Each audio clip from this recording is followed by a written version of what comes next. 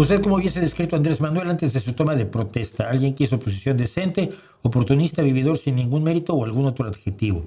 Cuando lo conocí, lo describí como un hombre tonto. Muy tonto. Lo conocí en una de las campañas de Cárdenas.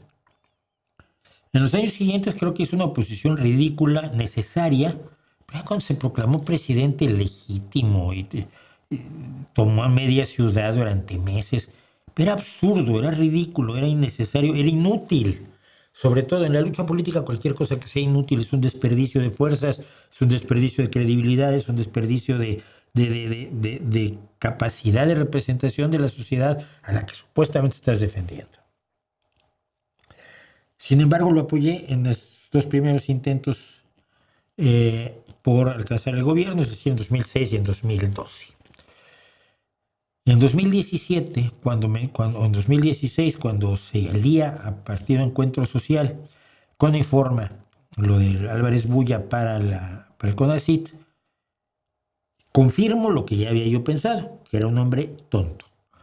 Pero además me di cuenta que lo que le interesaba era el poder por encima de todas las cosas, no porque tuviera hambre de poder, que eso hay que dejarlo claro. Hay gente que tiene hambre de poder.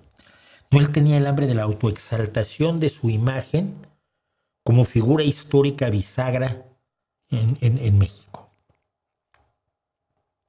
Necesitaba un nivel de narcisismo que a mí me pareció alarmantísimo y que lo caracterizó desde el principio, pero que cuando tomó posesión y en su devenir como presidente, lo reiteró enormemente. Entonces yo, antes de que tomara posesión, lo consideraba una mala idea, pero pensé que no iba a ser tan mala. Llegué a hacer vídeos en inglés, aquí mismo los puedes buscar.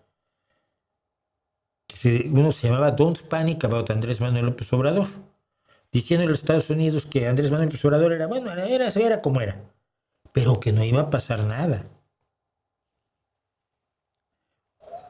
Qué equivocado estaba yo. Qué equivocado estaba yo. Pensé que iba a ser mucho menos tóxico, dañino, cancerígeno para el país de lo que fue.